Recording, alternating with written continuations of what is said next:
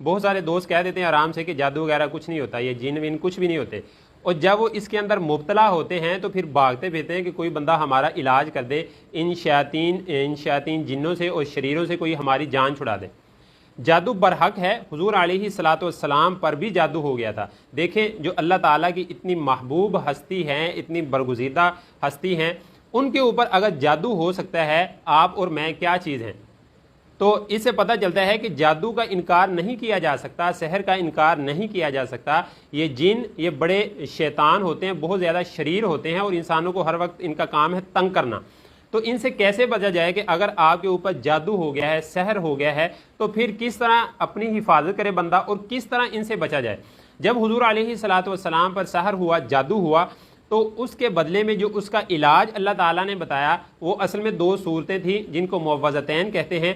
قرآن مجید کی آخری دونوں صورتیں، قل اعوذ برب الفلق، قل اعوذ برب الناس، یہ صورتیں اللہ تعالیٰ نے حضور علیہ الصلاۃ والسلام پر اتاری، اور امت کو بھی یہ بتا دیا کہ اگر کسی پر سحر ہے، جادو ہے، تو ان صورتوں کو پڑھ کے اپنے اوپر دم کریں، انشاءاللہ کوئی جادو کا اثر اور سحر کا اثر باقی نہیں رہے گا۔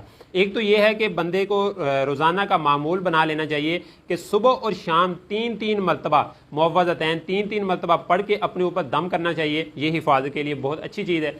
اگر کسی کے اوپر سحر ہے، جادو ہے، تو اس کو بھی 3 مرتبہ پڑھ کے دم کریں۔ اسی طرح پانی کے اوپر دم کریں، وہ پانی اس کو پلائیں، پھر بہت سارا پانی جو ہے ٹب وغیرہ میں کسی میں لے لیں، تو اس کے اوپر دم کر کے اگر کسی کو اثر ہے، کوئی شیاطین کا ہے، جنوں کا ہے، تو اس پانی کے اوپر دم کر کے اس سے اس کو نہلائیں بھی، اور ساتھ میں چینی کی ایک پلیٹ لیں، اس کے اوپر یہ دعا لکھ کے اس کو پلانی ہے 40 روز تک۔ جس بندے کو کسی کو شیاطین کا اثر ہے، جنوں کا اثر ہے، تو اس کو پلانی ہے۔ دعا کون سی ہے؟ دھیان سے سن لیں، یا حی حین لا حی فی دیمومۃ ملکہ و بقائہ یا حی۔